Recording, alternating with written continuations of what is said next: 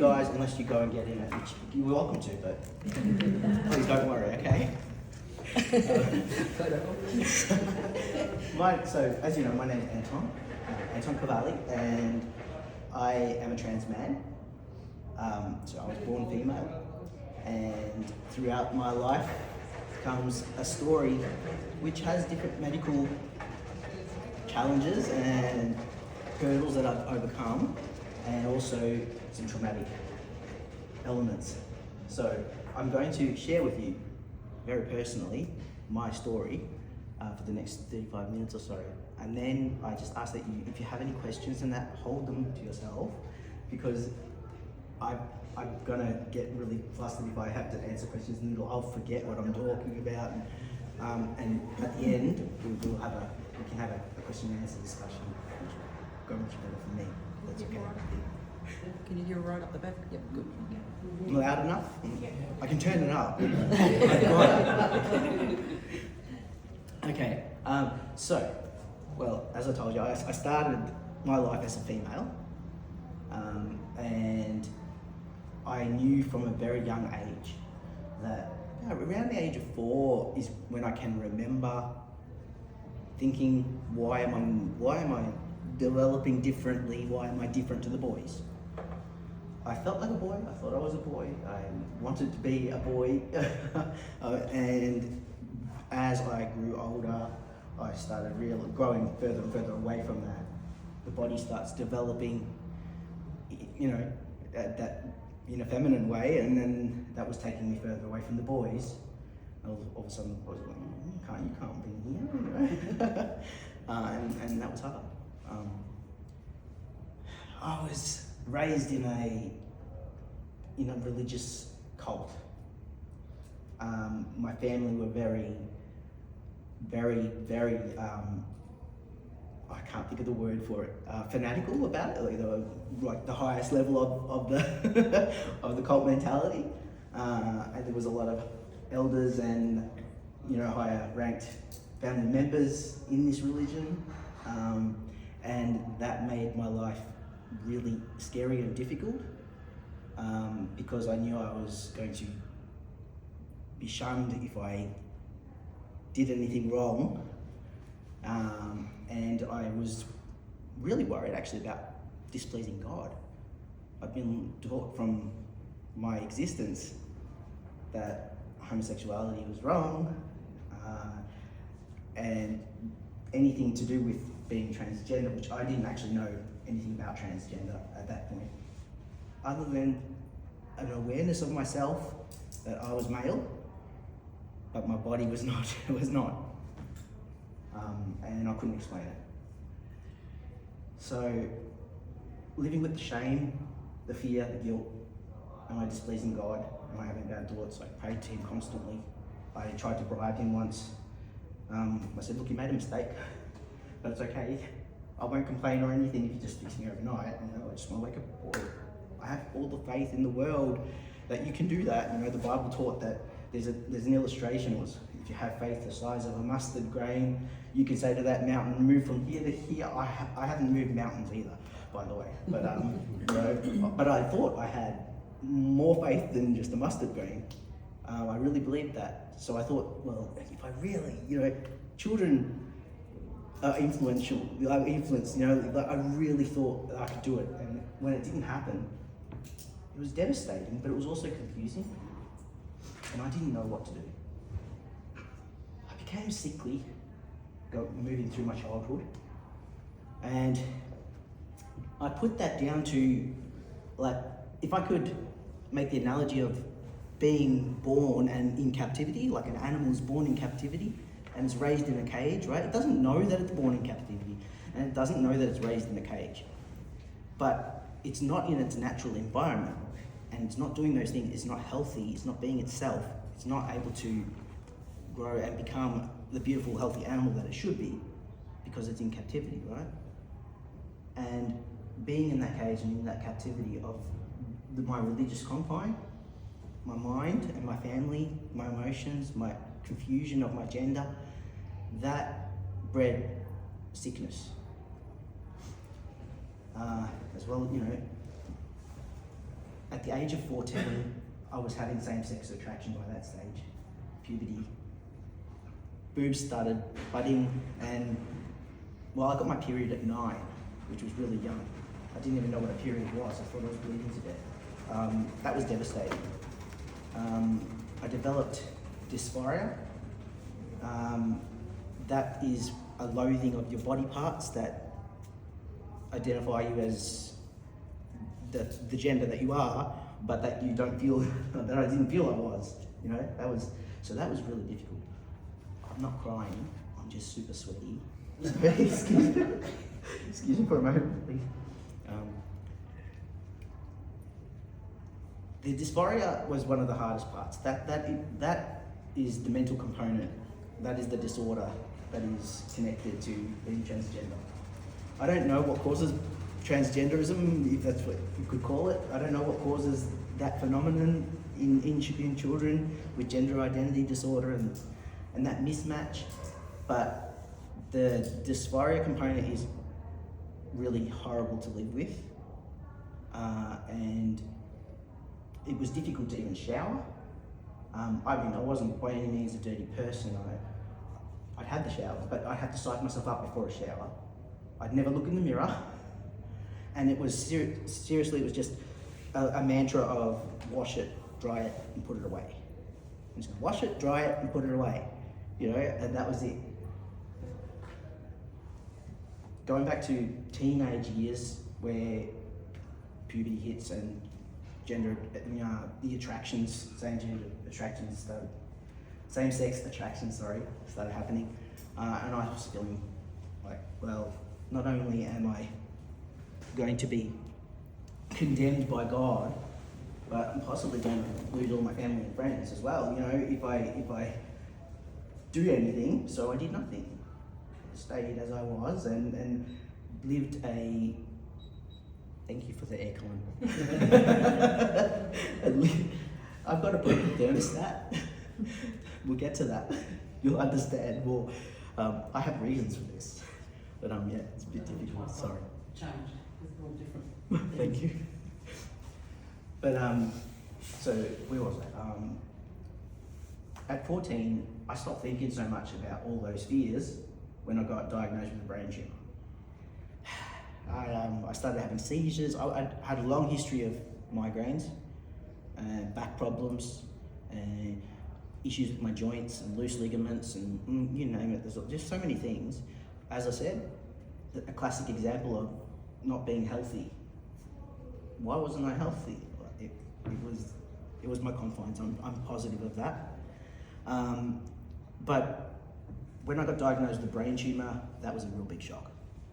And now that was a brainstem tumor, and it was growing. It was in the middle of my head. I had hydrocephalus, too much fluid on the brain, crushing my brain, and I thought, I was thinking I was going to die at the age of 14. So it was scary. It was really scary. I went through 13 brain surgeries over 10 years. So that's the scars. I'll just turn in a minute. You can see the scars down the back of my head, and I've got many, as you can imagine. Luckily not 13 scars, because they open the same ones up multiple times where they can.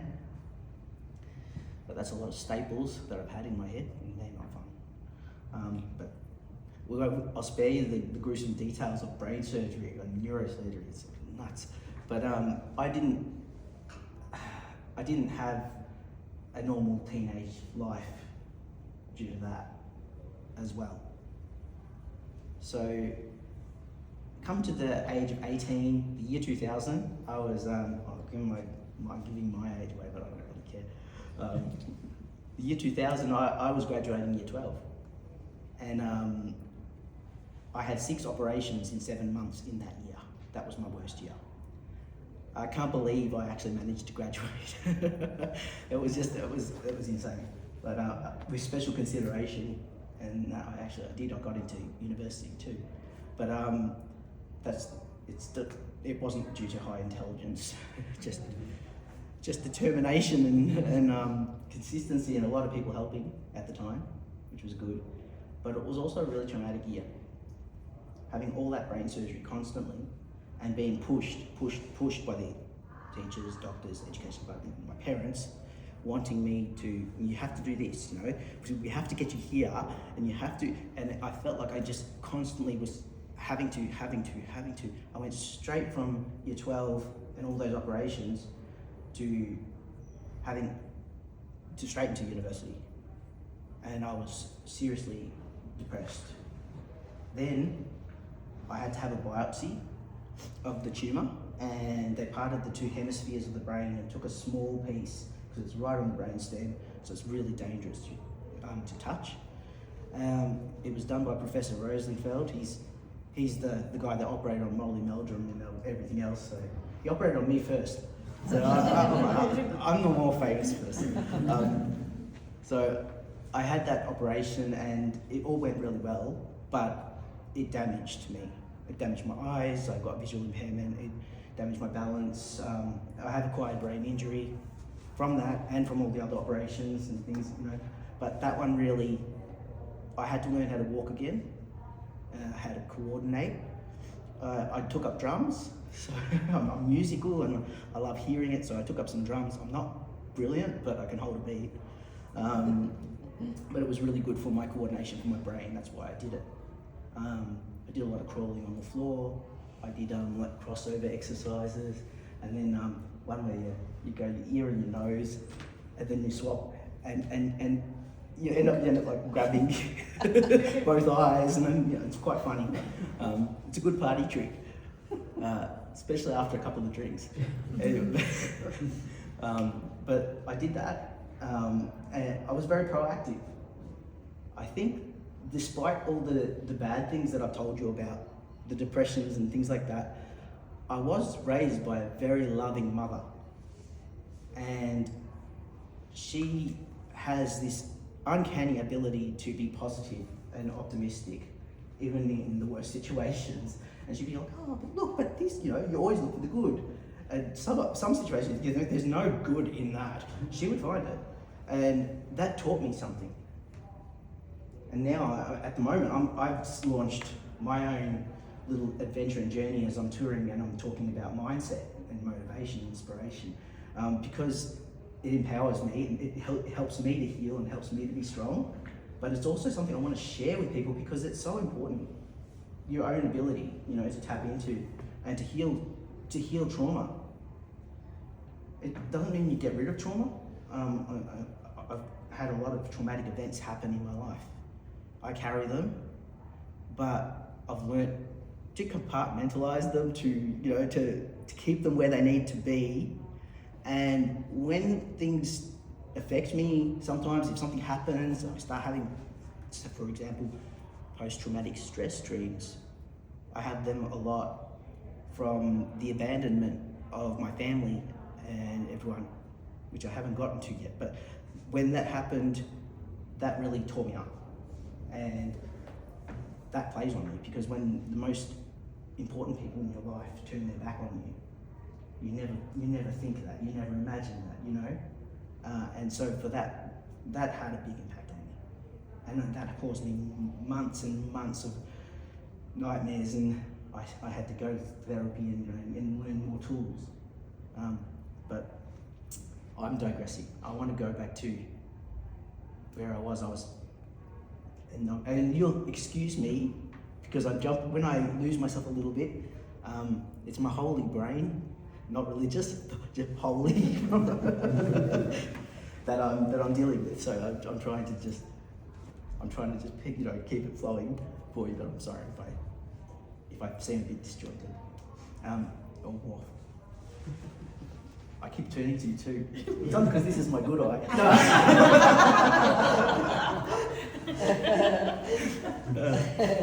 No. So. Okay, give me a minute to think of where I was again. How can I move on from here? So I started learning how to walk again and getting myself back up and running. I had a lot of phobias. I had mental disorder now, depression and anxiety. I was having panic attacks. The brain does funny things when you mess around with it too many times. So it was difficult, and I was starting university at Bachelor of Education, primary school, majoring in music, and I didn't want to be there. It was a mistake. It was just that I was pushed to do something. Now I have a HECS debt for a course I didn't finish. What can I do? But we'll move on from that. It was a hard time, and I was feeling helpless and hopeless. At that time, I was getting better physically. I was able to drive again. Well, I was able to start driving, so I got my license, and I bought my first car, who I purchased off a movie producer who ended up being the movie producer, one of the producers from the Mad Max trilogy. And it wasn't a Lamborghini or anything. I don't know why he had a little shitty Mazda 323, but I bought it, and that little car was great. And we became friends, and having him around was great. He always gave me a lot of self-confidence. A much older man, he was kind of like a fatherly figure. I did have a dad too. We had of course I had a dad too. We had an interesting relationship in my younger years. It wasn't always so easy. He was very Italian, and I still have the belief that family was, really important, and family was everything. But I've also learnt that family's not always your blood family. My family in life has become the family I've chosen, and who chose me. And that's an amazing thing, too. That's an amazing thing.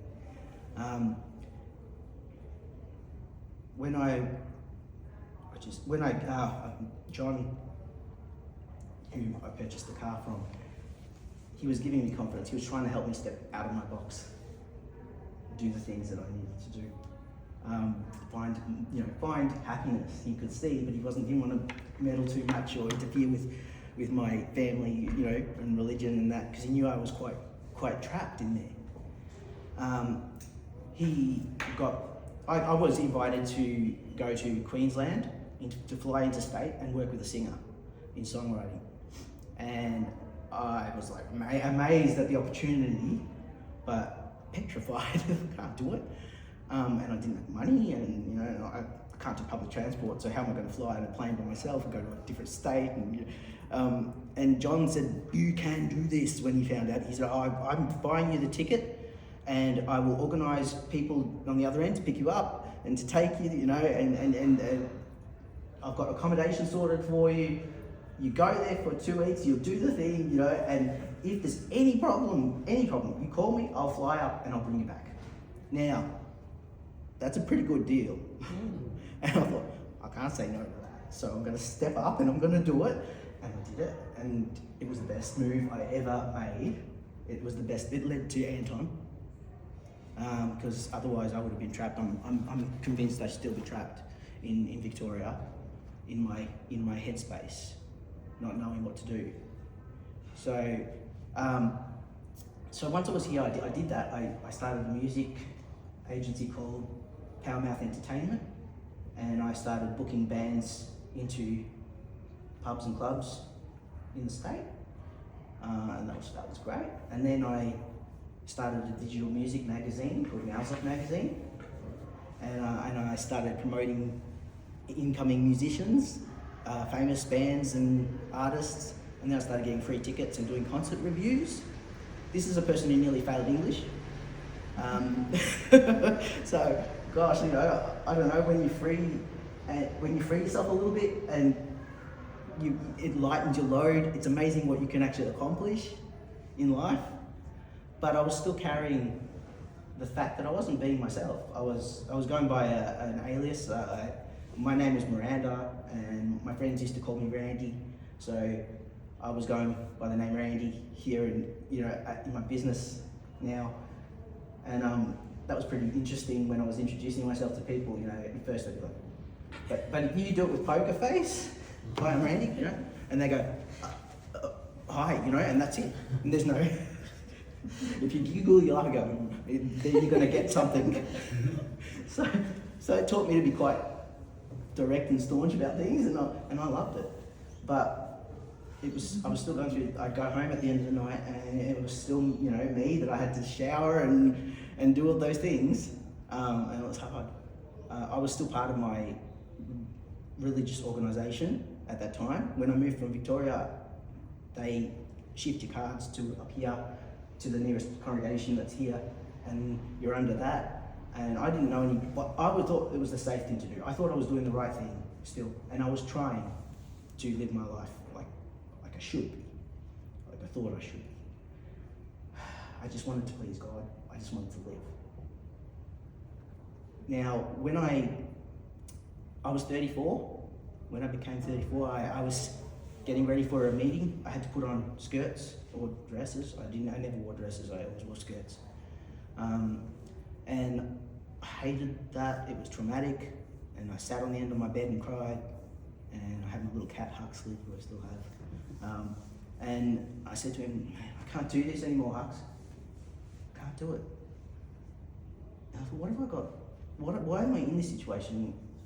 If you can't even move forward in life, if I can't live like this, what am I scared of to find out what's going to happen, what the option, like I should really just move forward and ask the questions, get the answers, whatever happens, happens.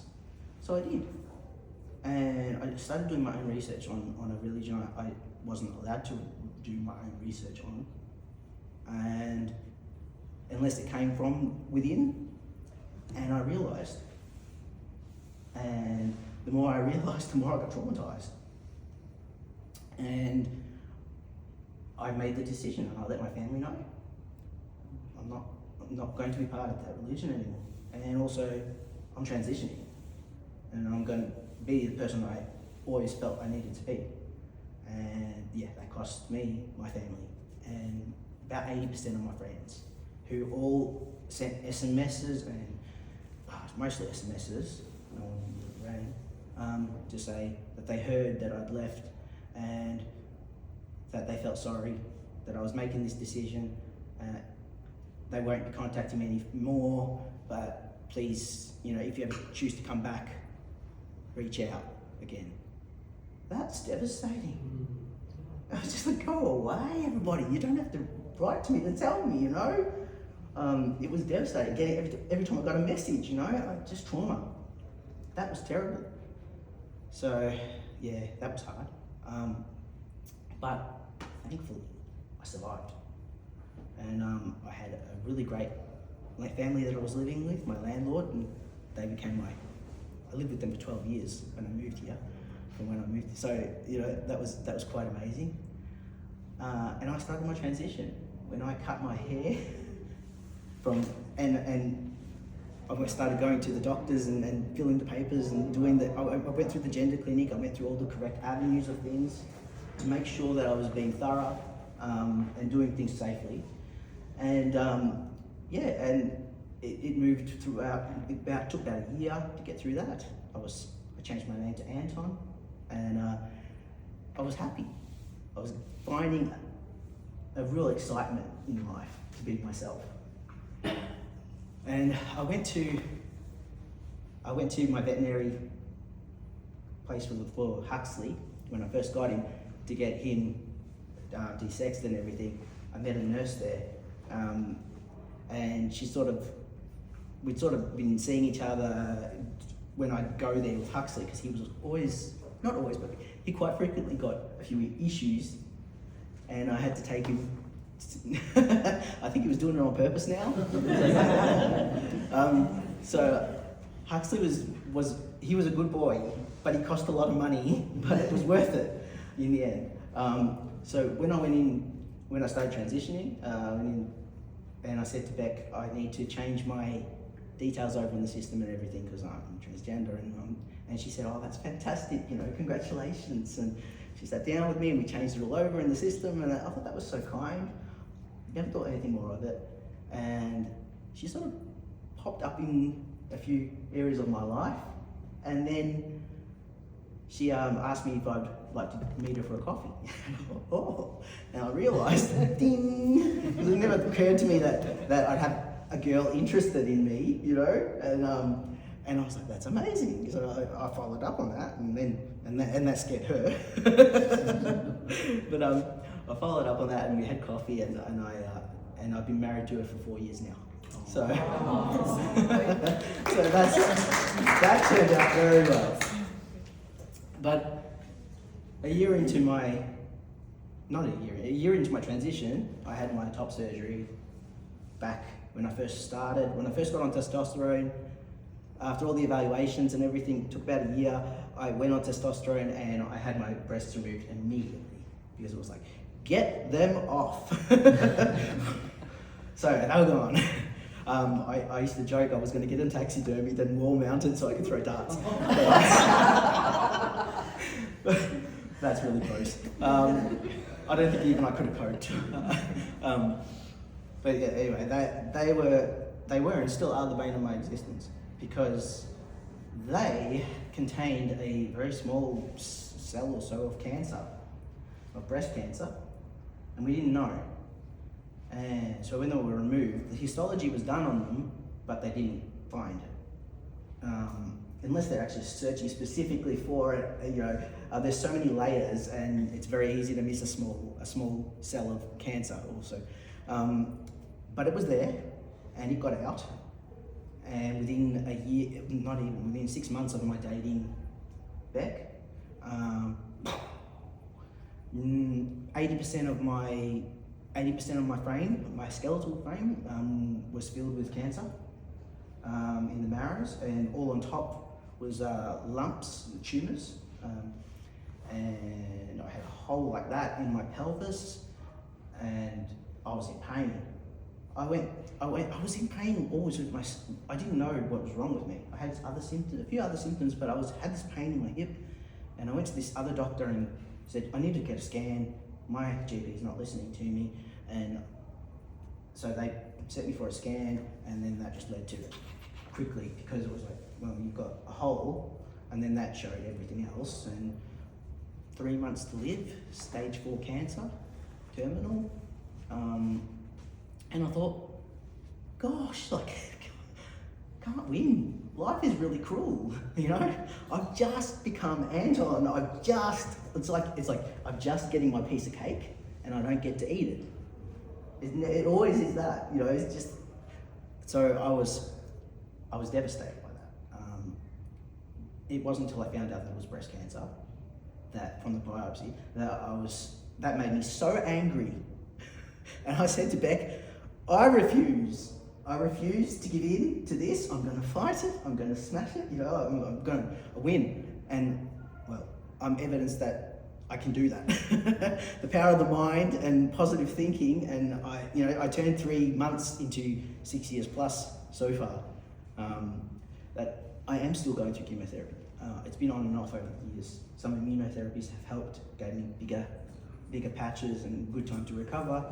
At the moment, I'm doing a targeted therapy, and it's every 3 weeks. It releases the chemotherapy inside the cells, and it's got everything dormant again. So I'm really pleased with that. But along with that comes all the side effects and damage to the organs and everything else. And so life's challenging at the moment physically. But again, just trying to, I'm someone who has to keep moving forward, giving myself the next challenge, doing public speaking and things like that, because it breathes energy and life, gives me a purpose. But I had a selfish motive too, and that was, I thought, Miranda lived 34 years in a cage and did nothing with her life, and I don't have anything to show for her. Now she no longer exists. Anton's here, and he's existed for 5 minutes, and then poof, and what's left? Who will remember me? What have I done? What's my purpose? I felt like I am meaningless. I've got nothing, really. And I thought, I can't have that. So I have been pushing myself for the last 6 years to build a legacy. And I've done it. And it's not finished. I'm going to keep going, I'm going for the sky. I want to, well, maybe not not too high. Not yet. Not yet. But I've got a lot of things I want to do. But the thing is that acceptance and what do we put, where do we place the importance in life? You know? And I had an interesting question asked at a presentation I did just recently. And it was by a young person that was also transgender, and they said, but what do you do with people who don't accept you and say, you know, and give you a hard time or whatever? How do you cope with that? And I said, I don't care. In my situation, I don't care. I know it's different, you know, for a younger person and that, but I've had the life experiences to know that I'm at the brink now of I've got to do what I need to do with my life, and I don't have any of my life to waste on someone else's thoughts and opinions of me. This is my life, and at the end of the day, I've got to make the decisions that I've got to live with. So that puts things into perspective. To beat the cancer, to successfully deprogram my mind from my religious upbringing, to build myself up from tumour, you know, from the brain tumour and the brain injury that I still have every day, to, you know, to find ways to help myself, to scaffold things and make myself better, requires such a strong positivity. And it doesn't mean that I don't get negative, because there are times where we all I don't cry as much like that anymore. The ugly cry left when they gave me the hysterectomy for my cancer, because here's something. As ugly as cancer is, and as bad as that situation was, I found a good in it. The cancer was estrogen dominant. I got the BRCA2 gene mutation, we found out, from my mother's side of the family, and that made all my sisters and my mother at risk as well, so I let them know, and they got tested, and they've all got BRCA2 gene as well. So, and my younger sister just got diagnosed a year and a half ago with triple negative breast cancer. She's 37. That's a nasty gene. That sucks. That really sucks. But they said, oh, look, it's estrogen dominant, this cancer, so we have to remove any estrogen. So, and my eyes were lighting up. I've been saving up for this. This was my next step. So, full hysterectomy, done right then and there. You know, I guess 2 weeks time, let's get it gone, done. And I thought, oh, that was brilliant. Then came the menopause, the sweats, and along with the menopause, then I was also, testosterone makes you sweaty. The menopause makes me sweaty. Now I'm on chemotherapy. Chemotherapy makes me sweaty. I'm just sweaty, and I carry a hanky, which my wife lovingly calls a swanky. Oh, have you got your swanky? Yes. So, you know, it's finding the fun things, looking for the positives. That helps me get through my traumas. That's what I want to take to the world, is the ability to use your mind and take control of your life and shut out all the noise, all the voices, and make your decisions calmly. We all have that power to do it. So that's my main message. The take home I always give to people in my current, I'm doing a little mini tour called Getting Abreast of the Cancer Mindset. Getting abreast of the cancer mindset. That at the end of that presentation, my take-home point is, and they're all waiting, bated breath, you know, what's the take-home point, is you are what you eat. And then everyone's like, huh? I was like, well, because let's change it to you are what you consume. And that's what you consume in your vision, in your ears, in your environment. You become what you feed. And your subconscious is taking in everything all the time. You're taking in information you don't even know you're taking in, and it's having an effect on your body. So that's how important it is to put yourself in the right places. If you put yourself in a cage, you die. You get sick and you die. I am living, this is a contradiction. I'm living evidence that if you put yourself in the cage, you will die there. You can't survive locked down. So to create a positive environment is a really important thing, and that's for the people around us as well. You know, we have to be really careful who we're letting into our circles. I use the analogy of plants. There's actually a scientific experiment about breathing certain toxic, spitting on, well, I think it was actually saliva spitting on a plant, and the toxins from the saliva was making the plant sick. And they were saying, you know, they were using that to show how we have to, I don't know what point I'm trying to make, forget that one. I just know this, that with plants that grow, and you have certain people in your environment that breathe a very toxic, you know, negative, you know the ones, everyone's got someone that they know in their life that's a very negative sort of person. They drag you down, they've got nothing good to say, it's written on their face before you even say anything. You know, and these people will drag you down. And it's like literally breathing the toxic on the plant, and the plant goes, you know. Don't put yourself in that environment, is what I'm trying to say in short term. Could have said that a while ago, hey? Sorry. But don't put yourself in those environments, and when you are in those environments, it's up to you to change it, and you can. And I don't think we don't need to be scared.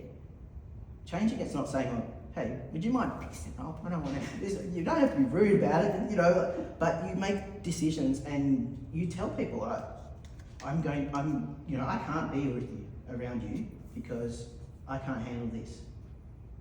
Maybe it has to come down to that. But if it's handled in the right way, because the first person that you have to put first is yourself. Because when you go on, well, you've got nothing. You are actually living this experience for you. You know, and that's not selfish.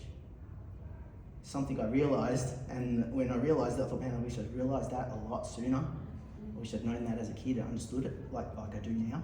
I would have lived my life differently. I would have made my decisions differently. But so that's my story. That's where I am now. That's how I'm progressing. I have so many ambitions.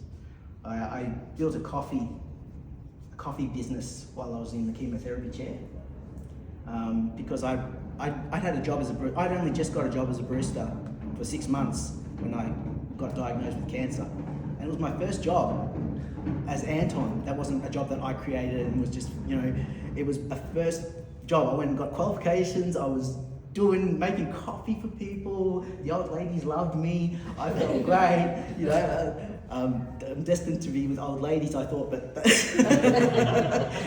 thankfully that wasn't the case. But no, I was having a great time, and that sort of then got all crushed. So then I thought, I bought a coffee cart, and I thought I'm going to start. When I'm well, on good days, this one was my fault, I'm going to take a coffee cart out and make coffee for people.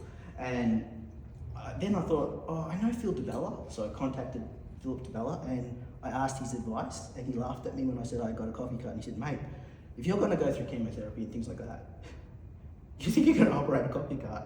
No, it's not going to happen.